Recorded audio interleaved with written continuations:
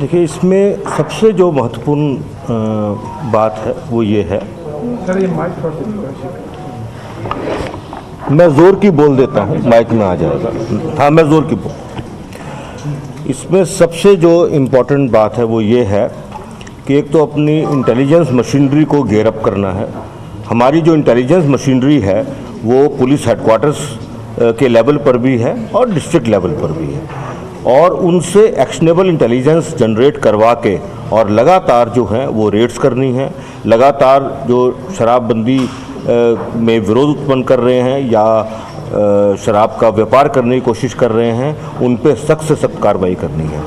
अगर हमारी central team यहाँ से जाती है स्पेसिफिक इन्फॉर्मेशन पर किसी भी ज़िले में कि और उसके किसी भी थाने में, और वो सेंट्रल टीम के द्वारा अगर किसी प्रकार की कोई रिकवरी होती है तो संबंधित थाना प्रभारी को तत्काल निलंबित किया जाएगा और शो कॉज जो है वो हायर फॉर्मेशन पर भी किया जाएगा और जिम्मेदारी फिक्स होगी। ये दूसरा पॉइंट है।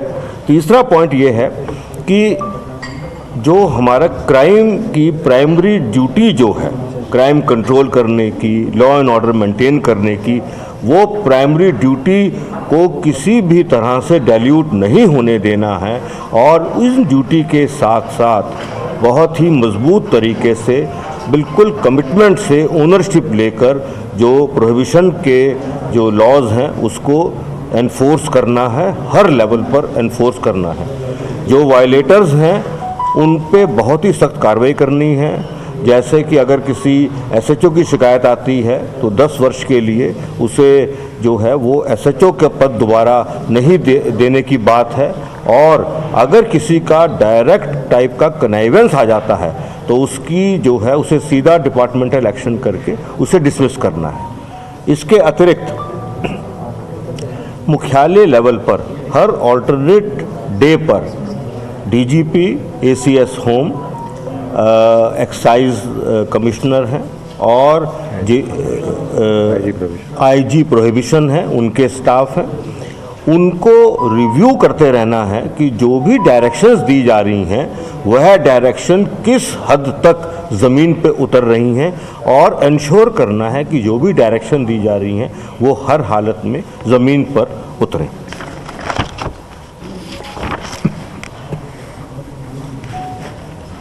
एक और इम्पॉर्टेंट जो बिंदु खड़ा हुआ है वो चौकीदार दफादारों से जुड़ा हुआ है। वो जो बिंदु है वो ये है कि जो चौकीदार की बुनियादी जिम्मेदारी है गांव के हर तरह गांव में जो भी गलत काम हो रहा है, और इंक्लूडिंग शराब के बारे में भी कोई सूचना है, वो उन्हें हर हालत में देना है। उनकी परेड पर वरीय पदाधिकारी भी जाएंगे, और अगर जो है वो अपनी बुनियादी जो ड्यूटी है उसमें कोई कमी रखेंगे तो उन पर भी जो है वो सख्त कार्रवाई की जाएगी।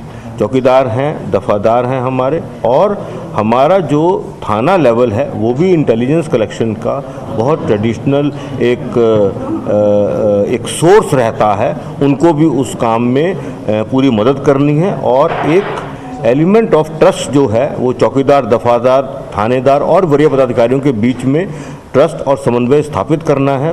पब्लिक को अपने साथ रोप इन कर लेना है ताकि जिस प्रकार का सूचना, जैसे ही कोई सूचना मिले उसमें उनका नाम पूरा गुप्त रखते हुए और मजबूत से मजबूत कार्रवाई की जा सके।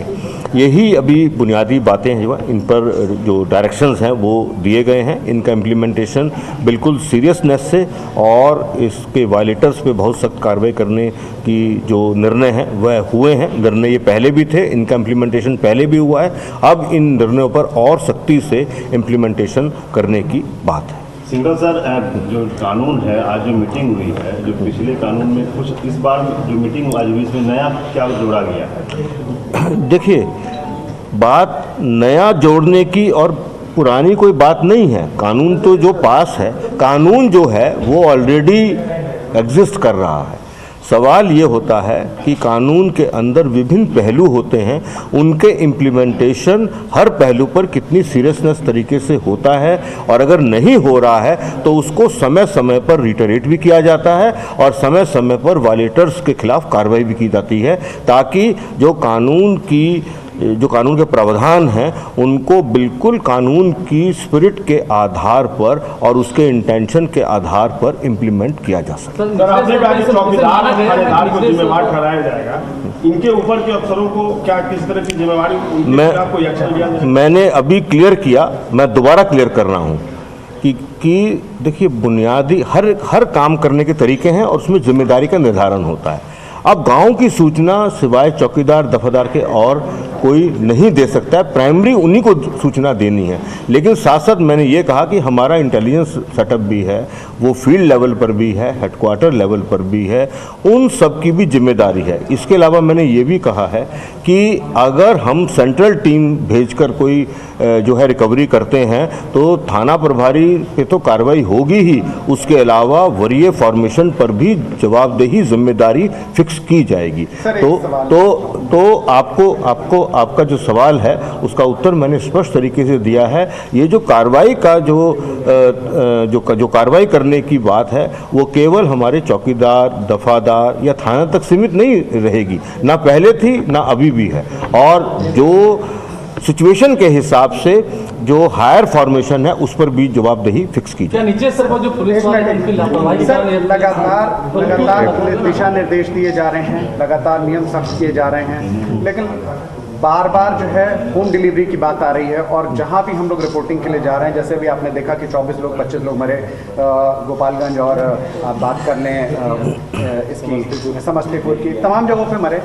हर जगह से ये सूचना आ रही है पुलिस की मिली भगत। इसको कहां तक आप कैसे रोक पाएंगे? पुलिस की मिली भगत कही जा रही है, पुलिस को इन्फॉर्मेशन है, चौकीदार को इन्फॉर्मेशन है, शराब कहाँ बिक रही है सबको पता है, इवन मुझे भी पता है पटना में कहाँ शराब बिक रही है, कैसे बिक रही है। तो मैं क्या बताऊँ इसके बारे में? देखिए, जो डेटा हमारे पास अलग से है, हमने होम डिलीवरी पे जो कार्रवाई करने की बात है वो हमने अलग से की है, तो वो पहले मैं थोड़ा सा बता देता हूँ आपको, उसके बाद मैं इसके आगे भी आपको चीज़ जो है वो बताता हूँ, आपका पूरे जो क्वेश्चन है।